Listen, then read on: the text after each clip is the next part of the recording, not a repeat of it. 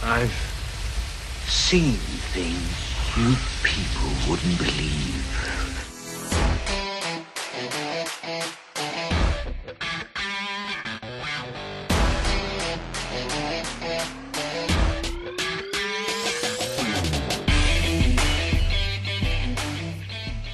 All right. Welcome back, everyone, to episode number 41 of the Best Thing We've Seen podcast. My name is Flo. And I'm Gabe. How are you? How are you doing, man? I'm fine, thank you. You feeling better? Yeah, just a little under the weather, but all in all, I'm pretty all right. That's good. And That's good. I'm on vacation right now, so there's nothing for me to do anyway, so... Yeah, do you wanna tell the folks why you are on vacation? I mean, it didn't really go the way you planned it, did it?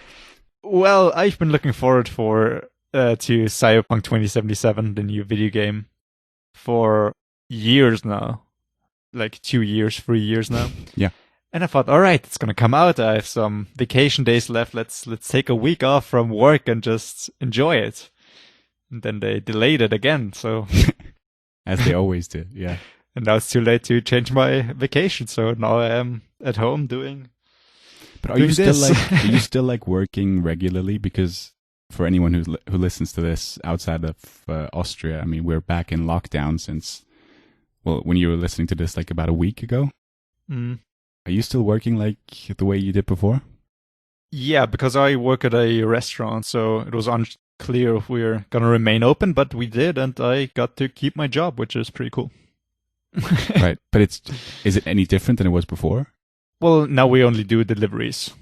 Right, so you can't even go there and pick it up. Well, I'm not sure. I haven't worked since the new regulations came in. I think pickup is still an option, but now that people have to come earlier, so normally people could pick their stuff up until 8. Right. Because the lockdown started at 8 p.m., but now I'm not I'm not really sure, to be honest. Maybe. Well, you can let us know next week or whenever when you're back. Like I said, I'm on vacation. I don't know. I don't care. I know you don't. How are you? What have you been doing? I mean, your workplace situation has changed also quite a bit now, hasn't it? Well, not really. Well, I have I'm doing an internship at a local radio station, and it's now it's changed over the last couple of weeks, multiple times. Because of the new restrictions, obviously, but now it's like I'm not there like every day of the week, but I'm still going there like 2 or 3 days a week, and it's just like at times I'm the only person there. It's a bit weird, but it's also like kind of got some responsibilities on my shoulder, which is a nice feeling that they trust me to be there by myself, not to ruin the whole thing, Dude, and it's not that small of a radio station to work at, so. You mean in terms of like listenership? Yeah. Listenership? We'll go with it. Fans, followers, whatever. Yeah, it's nice. It's been good. Pretty cool. Yeah, so tune in to Radio Superfly. Now that you've got some experience from this podcast, talking to people and having a butter smooth voice. Yeah. Thank you, I guess. Yeah, sure. Well... Why don't you tell the folks how this regular... Because obviously, I mean, do you want to talk about last week's special episode? Anything you would want to change afterwards? I don't think so. Right. Did you watch anything else since then?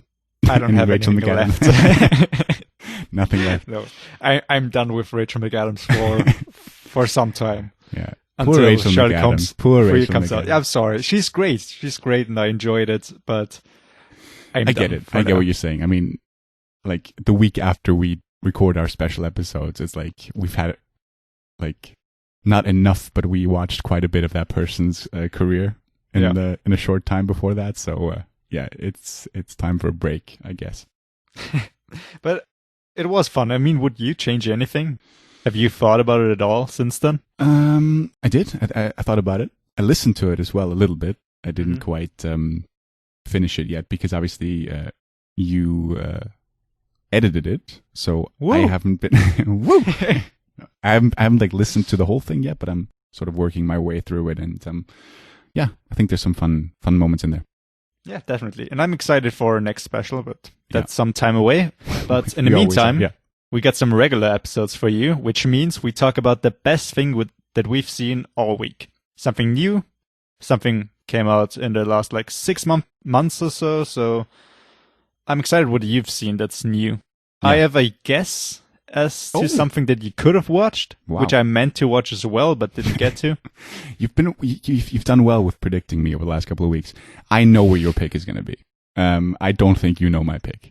All right. Well, I'm excited. I mean, it's your turn first. Do you have any honorable mentions before we start? I got a couple of things to discuss. How many things do you have to discuss? Just so I have 2 things: a pick and a honorable mention. Gotcha.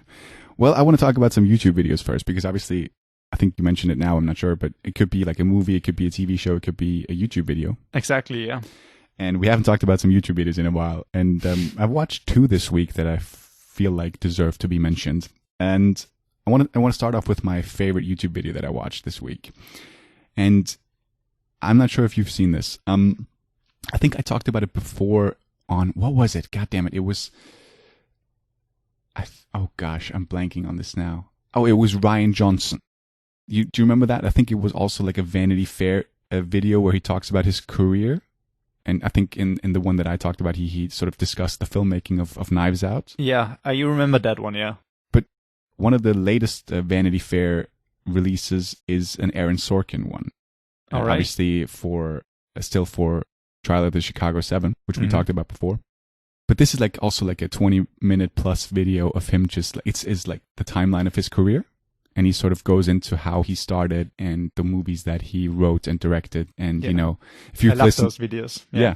I mean, if you know me and if you've listened to the podcast, you know that he's my favorite writer, and it was just very interesting to see, to hear him tell stories about how he got started, because it's actually like crazy. And so he would say the same thing. It's just he was very lucky. And how come?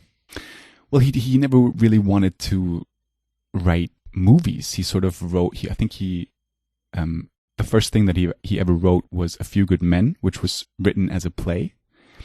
And he wrote it on, like, I think if I remember correctly, on like cocktail napkins at the bar where he worked at, you know? All right.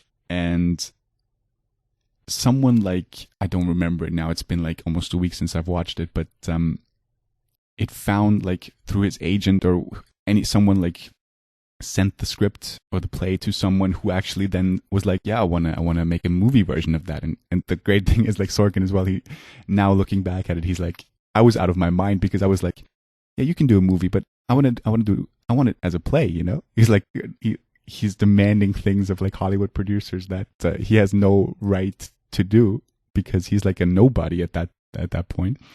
But yeah, that sort of worked as well. And then the movie producer got connections to like one of the biggest Broadway producers, or not Broadway, I don't know, but one of the biggest theater producers, and then they made the play. And the same thing like with the show The West Wing. A friend, like, he was going to a meeting and he had nothing planned. He didn't know that it was sort of going to be a pitch meeting about something, and the day before a friend of him told him like an idea that he had, like he should maybe write about the White House staff. And when Sorkin went to that meeting, he realized that it was actually like supposed to be a pitch, and he had nothing planned. So he was like, yeah, I'm going to write a show about a White House staff. And, you know, and they were like, yeah, that sounds great. And he left the building and he had nothing written, but then he was like, all right, I guess I'm going to write that show now.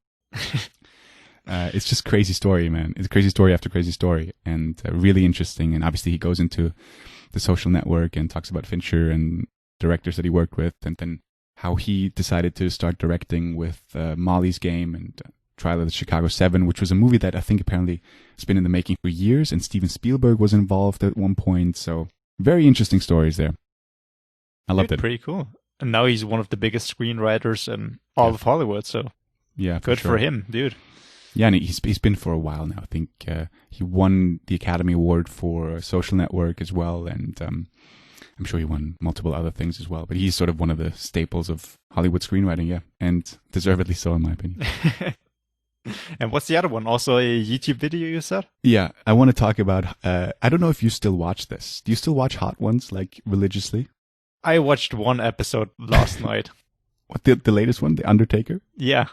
Dude, I don't watch the show anymore. Not because I necessarily don't like it anymore. It's just like, I just like with the special episodes that we record, I'm just like, I've had like enough of it maybe for now. But I was like the Undertaker, because I had a phase in my life where I was a huge wrestling fan. Dude, and obviously Stone Cold was was on the show as well a couple of months ago. Stone Cold Steve Austin. And I was like the Undertaker. I've never really seen him in like a full-length interview where he was out of character, because that's obviously something that he has only decided to do recently. Now he's sort of at the end of his career, and he's been in the business for 30 years. And I mean, I just had to watch that. It's just so weird to see him out of character. But I remember that was like when he was on his, like, in his prime, I was religiously watching WWE, and I loved it. Dude, that's actually a cool thing to mention, because I didn't even think about mentioning this for some reason. But now that you said it, it's actually also an honorable mention of mine, because I thought the interview was so interesting just to see how normal he is. Yeah. Like, apart from his, like, a persona, if you've ever seen him on TV. Yeah. And yeah, it's actually pretty cool. And I was also a big Undertaker fan. I remember watching wrestling when I was a kid, and then somebody bought the wrestling game for the GameCube back then. Dude. SmackDown vs. Raw? Oh, no. I think so. Something like that. That was like a PlayStation. I don't know if that was available for the GameCube, but sorry. But yeah, and I always picked Undertaker. Yeah. But it was like, I always appreciate. I think they appreciate Sean Evans' interview skills, because every time the interview ends, and they're like, "I really enjoyed it," and I think it's because it seems he obviously does his research. He asks some of the best questions, but it just seems like he's really interested in their career as well, and I think they feel that. Yeah, I think he just has a talent for finding the right questions that people want to talk about and that have never been asked before, because with many of the celebrities that he interviews, they've been asked a million questions. They've heard everything that people want to know, and then suddenly somebody kind of meets them at their level and asks them something that they're interested in, which makes the interview so much better. Yeah. For sure. I mean, if they get another wrestler on there, I'll watch that episode too. I mean, it's still good. It's weird, obviously, with it now being online. Yeah. And it does, like, I mean, it's not their fault, but it isn't as great as it was before. Yeah, engaging as it was before. And I'm always wondering, like, why can't they fix the audio? It's always like recorded over Zoom, and it just feels like, just put a microphone on them, and just record that separately and whatever, and then just put it in the edit. It's just... Yeah, but I mean, we're able to do it. We don't have the budget. I think that people just use whatever they have around the house. No, sure. So a lot of the interviewees, the people that they interview, just use their Apple headphones or whatever. Right. So, but I mean, they send them, like, obviously they send them all the sauces. Mm-hmm. Just put like a $50 microphone in there. Let them send it back. I don't know. But yeah. So what do you got? I got like one or two other things before my pick, but what's your honorable? Well, it's funny that you mentioned YouTube videos, because my honorable mention this week is also a YouTube video. That'd be the same one that I have written down right here. Oh, please. I mean, but it's older. Mine's like from May, so it's pretty much exactly 6 months old. Okay, it's not going to be that. All right. It's Boss Bitch Fight Challenge, which sounds awful. I know. Do you know what this is? I don't want to know. It's not porn. It is a YouTube video by Zoe Bell, who's an actress and a stuntwoman who's worked on films like Once Upon a Time in Hollywood, where she plays Kurt Russell's wife and the stunt coordinator who hates Brad Pitt's character. And I might have seen this now. Yeah.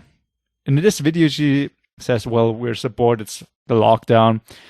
And then they kind of start fighting. So every time somebody's filmed, it starts off with Zoe Bell, she kind of punches the camera and then makes a cut to another person reacting to that punch. I have seen this. And then also punching the camera or kicking it, and people react to that. And it's got an amazing, well, not cast, but people who participate in this. Yes. It's got Rosario Dawson, Cameron Diaz, Florence Pugh, that's how I actually found the video, and Drew Barrymore, the little kid from Once Upon a Time in Hollywood, who makes an kind of refers to her role in Once Upon a Time in Hollywood with her pads on. And you got Margot Robbie in this. Yes. And it's just 5 minutes of people punching the camera and reacting to it, and sometimes with more and less elaborate stunts, because a lot of people who also star in this video also stunt people. Yes. And it's just so well made, and it's just so funny to watch. I've seen this make the rounds as well, because so many people like covered that. That sounds wrong. That sounds like the media covered it. They like did their own version of that. All right. But I did see this. Yes, I didn't remember that being the name of it. But yes, how did you find this? You searched for Florence Pugh videos, and that's the one that came up. Well, I rewatched Outlaw King this week, and it's a film that Florence Pugh's in this. Yeah, I did not she's know this. the wife of Chris Pine's character. Gotcha. And yeah, it's an amazing film. It's got quite low ratings for being this good of a film. At least I think it is. I enjoyed it very much. And so I looked up for Florence Pugh things and stumbled upon this video. Right. And you were happy too. I was. Well, my other honorable is another show that I have stopped watching, but once again, this week's release I did click on, and it's the season finale of Last Week Tonight. I'm sure you've seen this. Yes, I have. Where he blows up 2020. Mm-hmm. A quick mention for that video because of the whole Adam Driver sketch as well. Yeah, I don't know amazing. if I as I said, I haven't watched the show anymore. I don't watch the show anymore, but I mean, do you watch every week? I have watched pretty much every episode of this season, I think. So how long has that Adam Driver bit been going? Because I've only seen this one now where he sort of finally shows up and he does a brilliant part, does it brilliantly, but yeah. I'm not sure exactly when it started because I'm never really sure when the season starts. Right. But I think it's been going on from pretty much the very beginning, and there's like an of that season. refers to Okay. And I think he refers to Adam Driver in pretty much every episode or every second episode. Yeah, he's just he thirsts over him. Yes, thank you. He thirsts over him. He's like, which is, I think, very funny. Yeah, and in a very aggressive kind of way. Yes. Step on me, Adam Driver. Yeah. Crush me with your feet. Yeah, and in the last episode, he finally responds, Adam Driver, and it just shows that he's got a great sense of humor too. And then I love the whole explosion of 2020. I mean, yeah, it's very accurate and very adequate, and fitting for a pretty terrible year. Yeah, let's see how 2021 is going. I was going to say let's see how 2020 ends because it's like the end of November. I mean, it's a bit premature to blow it up now, but I know it's their last show of the year, but it can't get that much worse. So we'll never say that. Yeah, all right. I jinxed it. Fuck. The last honorable I just want another thing that I want to mention really quickly, and it's also fitting because 2020 is the year of the coronavirus. I don't know if you've seen this, and this is very location specific now. I don't remember now, where did I see this? I don't know, on some social media site or whatever. It's and I reposted it on my Instagram account because I thought it was very well done. It's basically, I think it's like a 1:30 video in German of like an old guy sitting documentary style in a chair and looking at the camera and just telling like war stories. All right. But then he's like, and then it happened. The winner of 2020, right? He's sort of, this is supposed to be like 50, 60 years in the future. And then he sort of like discusses everything. And you see, it sounds like he's been in this horrific war or whatever. And then he's building it up. And then the punchline is like, so there it was, the winner of 2020. We all had to collectively, we come together and do nothing. And then it's just like a young boy like sitting in front of the TV just being bored out of his mind because he can't leave his house. Right. But then it's so funny because obviously that also like helps to save lives now if we stay at home and don't spread the virus. Mm-hmm. But it's very like, I love the way that they built it up because it's like other generations, they were fighting like wars in order to protect lives. And now he's like, all we have to do is stay inside, which obviously also has like its don't want to like it can also be very, very negative and bad and has bad consequences for lots of people too, but it's just like I thought it was funny. Which is sure which is, it's supposed to be. Yeah, I mean, it is a sketch that sort of wants to tell us to stay home. You know, it's like it's not that difficult. Just stay home for a bit, and everything will hopefully be fine soon. Who's this video by? I don't know. I think a German YouTuber. You said it's not a YouTuber. I don't know. See, I should have. I don't know now. Maybe it's like from a TV station. I know that Klaas from Joko and Klaas, he posted it, but I don't think it was his team that did it. I just think he reposted it, but that's how I saw it. Interesting. And I also don't remember what it's called. I'm gonna look this up really quickly. Please give me a second. Go ahead. Yeah. Because what? All right. Well, it was hashtag besondere Helden, German. That's special heroes, I guess. And apparently it's a video from the government, which it's nice to see the government have a sense of humor too. Finally. Yeah. Anyway, those the are German government has come a long way. Yeah. Yes. I want to thank you for saying this. Oh my God. Because I was like, when I told you that it was Klaas sharing the video, that was how I sort of saw it first. That was not the case, but I couldn't remember how I saw it, and now I do. Mm-hmm. It was our former chancellor, Christian Kern. Mm-hmm. He posted this video to his Twitter feed saying that the Germans have humor after all. And that's how I watched it. And I was like I responded to him on Twitter, sort of like, I don't know, giving it a thumbs up with my private account. But he actually liked that. All right. Yeah. Dude, my celebrity list, it's growing and growing. Ricky Gervais. By the way, Billy Ray, do you remember him? We talked about him. In what context? Well, he wrote also the Clint Eastwood film, Suspicious Saviors, Richard Jewell. Yeah, right. One of the great screenwriters. I love him. And I also interacted with him on Twitter, and he liked that too. I didn't even tell you about that. So dude, the list keeps growing and growing. Kevin Smith as well. Kevin Smith, that's way back in the day. Yeah. With James Gunn and James Mangold and obviously Ricky Gervais recently and Jason Sudeikis. Yeah. Good Use times. that influence that you've gathered. Yeah, I'm trying to. So let's talk about our picks, right? Yeah. And I also want... Okay, I'm going to start this off this way. My pick of the week is a movie called The Assistant. Have you heard of this? I think so. And I want to do something else that I have not told you about. And I'm interested in hearing your reaction. This is episode number 41. And I feel like it's time for a little small change. All right, what's going to happen? What I would so you know, this is unscripted. I have no idea what is about to happen. I told him this, yeah. What I would like to do from now on, and I have no idea how this works in terms of copyrights, but I think we should just try it out. But what I would love to do is for our picks each week, after we mention our picks, to have a little trailer in the episode. Not like the whole trailer, but like 45 seconds to a minute. All right. Right? Now, I know you don't like trailers, but I can say I don't. But you're going to talk about things that you've seen already. And if I were to put the trailer of the Assistant in this episode, you can just skip it by skipping 30 seconds or a minute of the podcast if you don't want to listen to that, right?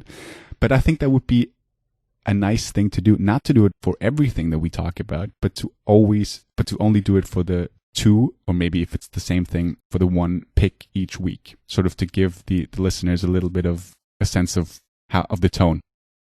All right, sure. I mean, we're tempting the copyright strike, but for now, I think the consequences are quite small. Well, and if it doesn't, listen, I think on the audio only platforms, it's no issue at all, because at the radio station where I work at, we use trailers, and there's no problem there. And I've looked up certain things as well, and I think we're not using it like for the wrong reasons. We're just trying to promote the movie. I think it could be an issue on the YouTube channel, because it's sort of like, but listen, I just want to try it out. And I'm always saying, if someone is bothered by this, and if they actually like copyright strike us, I mean, I'll take that.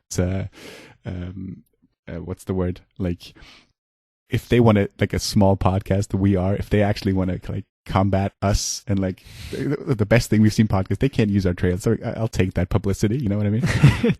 Worst comes to worst, we'll just re-upload it. Right. That's what I'm saying. Yeah.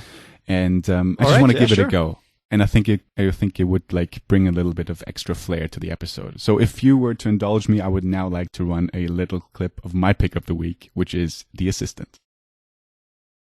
Well, here we are again from the future, Gabe and Flo from the future, to tell you that it was my mistake, and I was like, we had the whole episode like rendered out, ready to go, and then I decided after consulting various people and Google as well that it might not be the best idea to include trailers here. Yeah, it's my bad. All good. Well, if you were wondering, it would have sounded great, but maybe another time if we can figure out more legal stuff, I guess. But yeah, it's just not worth taking the risk, I think. But it sounds. But check out the trailer anyway. You know. Yeah. Do that. So we're gonna now cut back to us from the past, and it's gonna sound like we just talked about. Oh, we just listened to the trailer, but yeah. Unfortunately, that was my bad, and we hope you still enjoy the show. Back to us. Yeah, so that's a quick look at The Assistant, and you have not listened to this trailer now, obviously. I'm going to tell you a little bit what it's about. And this is a movie that was released in Austrian cinemas a couple of weeks ago when it was still safe to go to this cinema. I was hoping that this movie would be released would be a sneak preview when we went. But it unfortunately wasn't. And it's now available through Amazon Prime for like $4 or $5 and also available on Blu-ray. So interesting. Widely available. And it's really interesting. It's about first of all, it's like an 80-minute movie. And it is about the main actress is Julia Garner, which the name might not ring a bell, but she was in Maniac. She was the sister. She was Emma Stone's sister, if you remember her. Right, yeah. And she is one of the main actresses in Ozark. Right. Yeah. Right, which you have seen and I haven't. But she's the main actress in this, and this is a story about a day in the life of an assistant who works at a movie production company. And basically what this movie is about, it's difficult. There's some people have called this film a Harvey Weinstein film because it deals with people in power and the abuse of their power. All right. And she's the personal assistant to not Harvey Weinstein, but to a Harvey Weinstein-esque character. Mm-hmm. And one thing that I think makes the movie interesting and great is that you never see the boss. You never do. She's always. What do you mean? Well, you hear him on the phone, and he's like always in the room next door, but you never see him. It's always like focused on the people who work for him. She's like in this very small office. She's in. I don't know if she's in. I think she's an intern, and she worked there for like 5 weeks, and she's the first one in and the last one out. And she has so much work to do, and she's in the office with two other guys who've been there longer, and it's just fascinating to see because I know how accurate this is. Not like from personal experience, but I'm just Jesus, like, yeah. No, and I'm no. Yeah, right. Hold on, no. Hold on. No, all I'm saying is I know how accurate this is. Like I could picture this being real. Mm-hmm. That's all I'm saying. Does it only take place like in the office, or does it? All right, it does, and it's literally one day. It starts at 5 or 6 in the morning. It ends at whenever. Yeah, end of the day. Mm-hmm. And it's one of those films that, from the first frame, I was interested and engaged, and I liked Julia Garner's performance, but I really think that it shines with the way it deals with the subject, and it's a bold movie. it's not only in the way that it deals with the subject, but also like structurally, the way it's one day and the way it ends as well, which I'm obviously not going to give away. Mm-hmm. But I mean, a little bit more of the story. It's like one other assistant is hired then, and Julia Garner's character sort of is trying to be protective of her because she's someone that is taken advantage of in her eyes. You never see it, but it is implied. Yeah, it's tough to talk about this, but it's like really interesting. And if you look at the reviews, it's so polarizing, and I don't know why, because I do know why it's polarizing, because usually I would hate these kind of movies as well. Because, in what sense? Well, it's difficult to talk about it without giving it away, but if you look at the reviews, there's a lot of like 1 out of 10, because like, what was this movie like actually about? Is like Hollywood indulging itself or whatever, and just like putting out not like things that don't lead to anything, and it's just like boring 80 minutes that don't really, not a lot happens in this.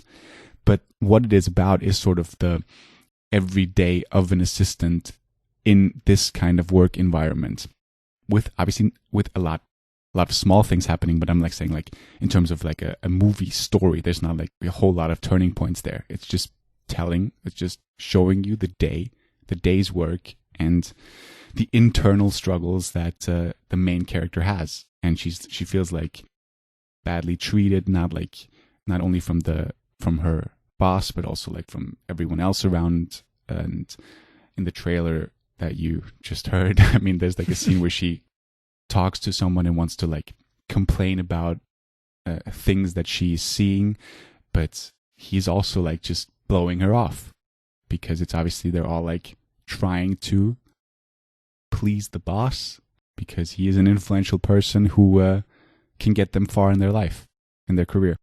And it's very interesting. Not a lot happens, so maybe this is not a movie for everyone. I'm usually one of those kinds of people who don't like these types of movies. But I didn't love The Assistant, but I liked it a lot. And I thought, as I said before, it's a very bold movie in many ways. I mean, it sounds very interesting. I'm excited to check it out. Yeah. Like, this sounds like something that I would be interested in. Just, I don't know. I think so. Yeah. And it's got great music too. Always like, I love these like dissonant sounds that like The Social Network. And just reminded me of that at times. So great music, and the movie looks great. I really love the way that it looks. And yeah, check it out. It's called The Assistant. Dude, that's very interesting. Yeah. Cool pick. Yeah, I know what your pick is going to be. Please tell me about it though. Please, I would love for you to guess. Well, I would guess that it is season 4 of The Crown.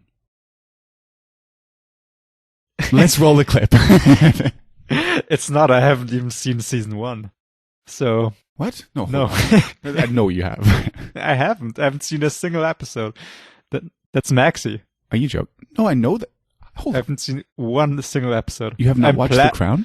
I've been planning to watch it for quite some time, but I've never gotten around to it. Are you kidding? No, I'm not kidding. I'm deadly serious.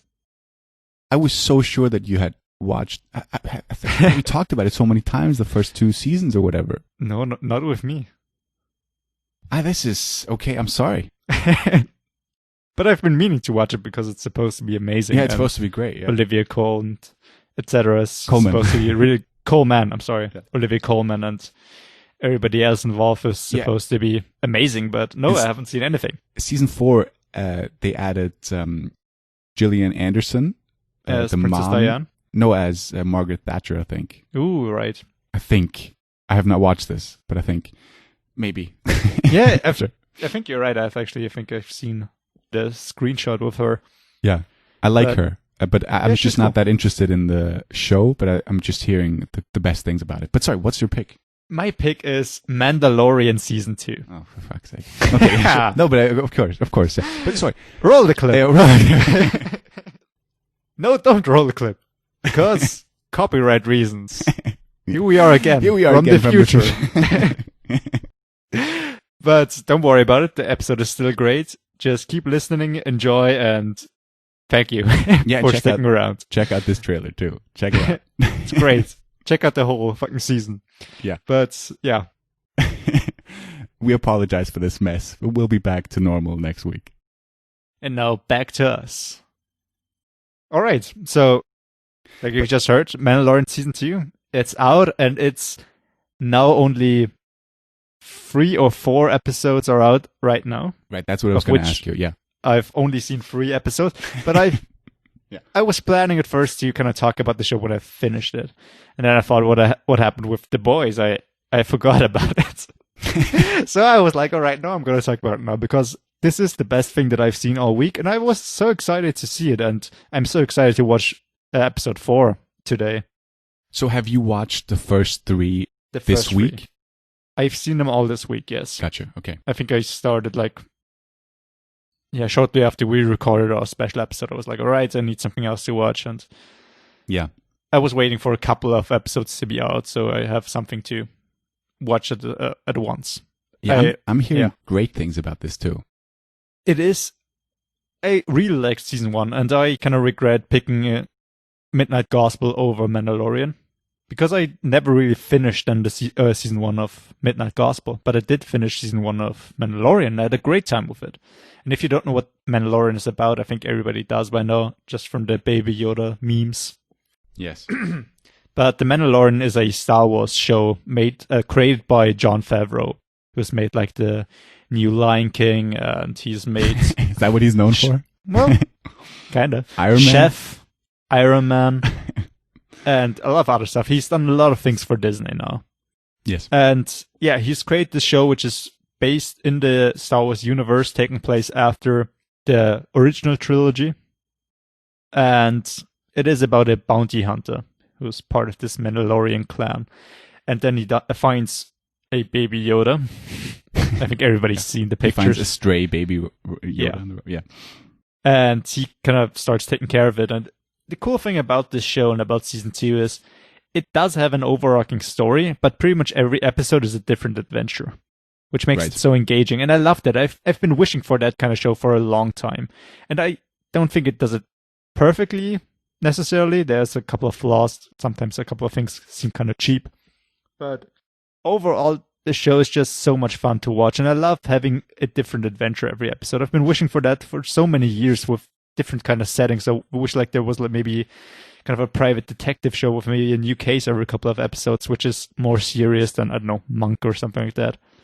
Well, I'm sure there's a couple of episodes that fit that description. A couple of shows, sorry. Maybe, sure. CSI New York? Yeah, but they're also cheap. That's the problem. Because this kind of formula is a very old show formula. You have to with so many old shows. Like every episode is a new kind of thing.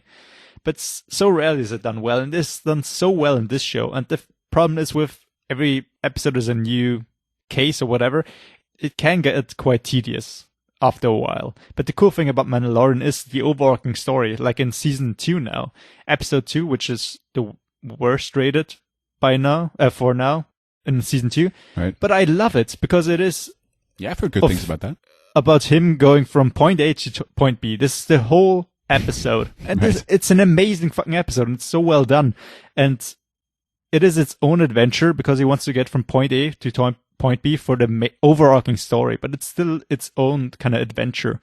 And it's so much fun to watch and so many new kind of locations that you see and new aliens. And I don't know. It's just so much fun to watch, and it's so well made, just with a lot of the costumes and a lot of practical effects mixed in with visual effects, which look amazing. And yeah, I mean, it's got a cool huge budget, that show, doesn't it?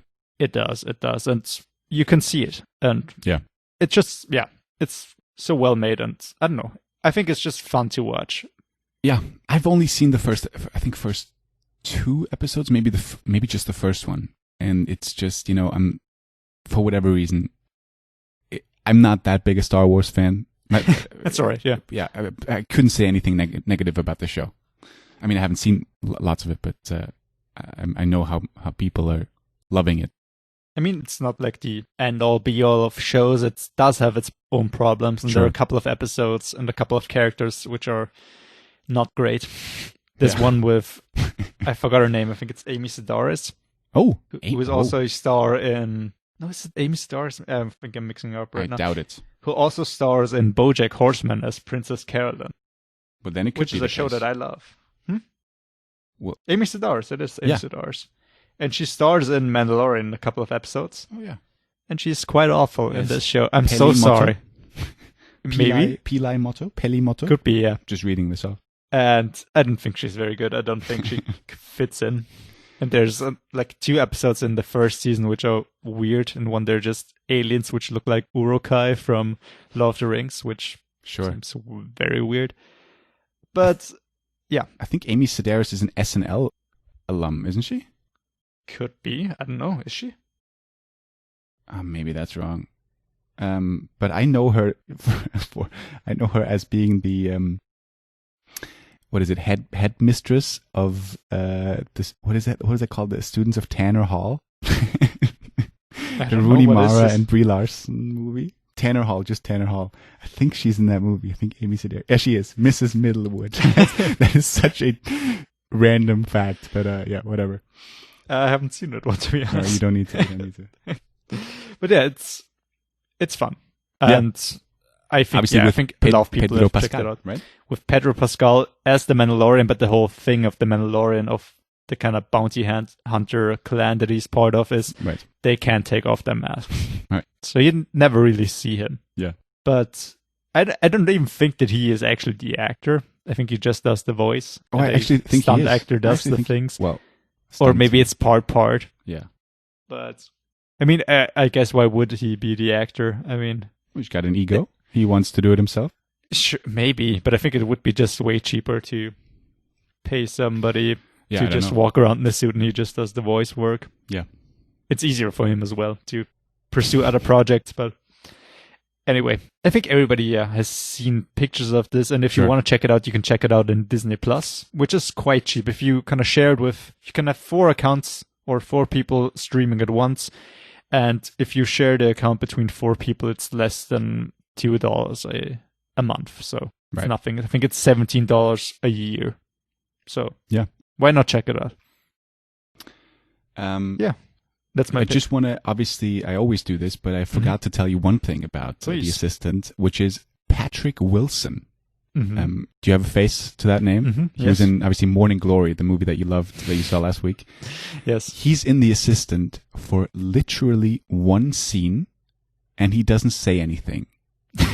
And I don't know why he's in this movie. I mean, I think it's supposed to tell you that this is a successful movie business that she works at, like at the firm. But I don't know why Patrick Wilson was in this movie. Maybe he's friends with the director. Could be, yeah. Directed by Kitty Green, who's apparently an Australian director. I don't. Interesting. Yeah, I think she is. And one other thing is, there's like, you can see posters throughout the offices.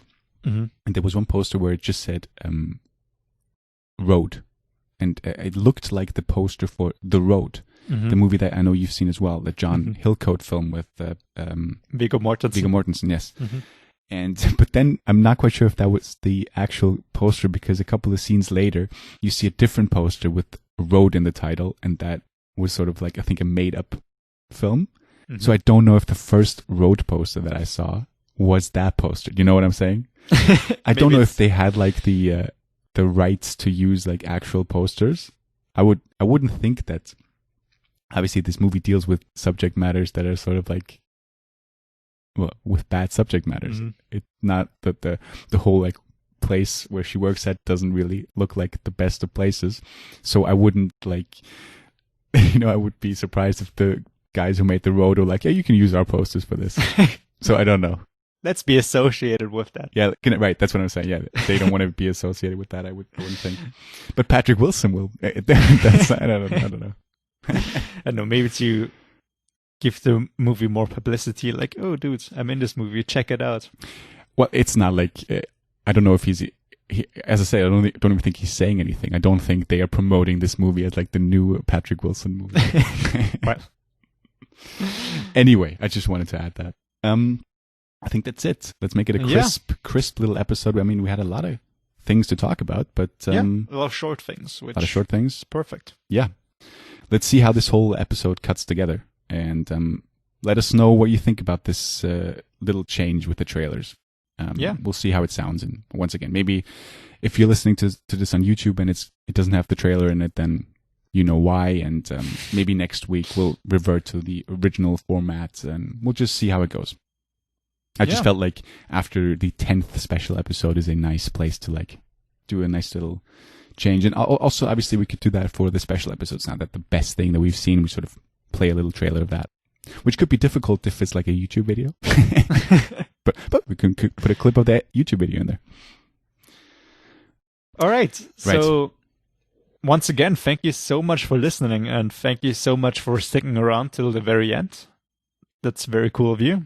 We appreciate it. And we would also appreciate a like if you could, or subscribe on YouTube. You could check us out on Spotify, YouTube, Apple Podcasts, Google Podcasts, pretty much anywhere there are podcasts to be found. And you can also check us out at Best Thing Radio and on Instagram and Twitter, where you can also check out the cover art that Phil designs every week, which is also our thumbnail on YouTube.